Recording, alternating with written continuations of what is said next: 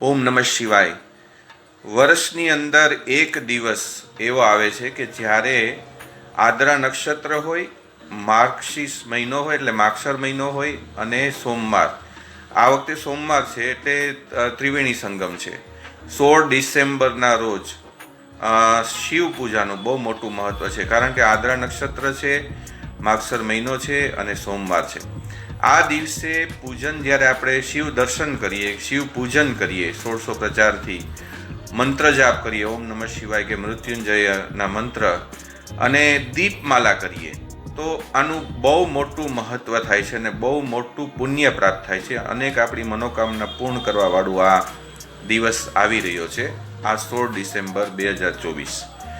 તો ખાસ આ દિવસે જ્યોતિર્લિંગ સ્વરૂપ શિવના દર્શન કરવા. આપણે તો અહીં સોમનાથ મહાદેવ છે, બાકી કોઈ પણ શિવલિંગ શિવાલય પર જઈને દર્શન કરવા, ત્યાં જળ ચડાવવું, પાણીનો લોટો ચડાવવો, ઓમ નમઃ શિવાયના મંત્ર જાપ કરવા, ત્રંબકમના મંત્ર જાપ કરવા, બની શકે તો બ્રાહ્મણ પાસે 1600 પ્રચાર પૂજા કરાવી, પોતાની હાથે પણ આપણે પૂજા કરી શકીએ. એનું પણ મહત્ત્વ એટલું છે.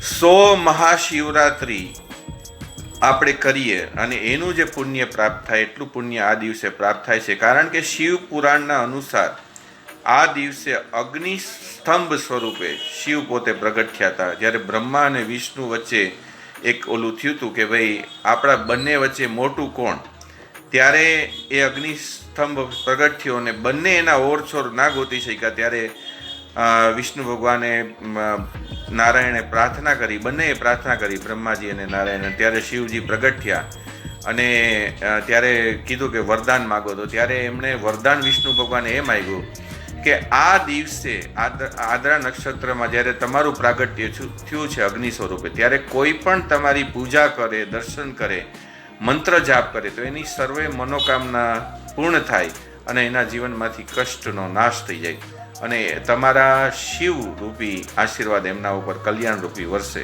અને ત્યારે શિવ ભગવાને કીધું તો તથાસ્તુ. તો યાદ રાખજો, વધુમાં વધુ લોકોને આ જાણ કરજો, એનું પણ એક પુણ્ય છે. અને આ સોમવારે જે આવી રહ્યો છે 16 ડિસેમ્બરે શિવના દર્શન કરજો, શિવની પૂજા કરજો, ઓમ નમઃ શિવાયના મંત્ર જાપ કરજો અને દીપમાલા ખાસ કરજો, કારણ કે અગ્નિ સ્વરૂપે પોતાના ઘરના મંદિરની અંદર પણ દીપમાલા કરવાની. 1 કરો, 11 કરો, 21 કરો, આ કરજો. ઓમ નમઃ શિવાય. જય ગુરુદેવ. વધુમાં વધુ આને ફેલાવજો.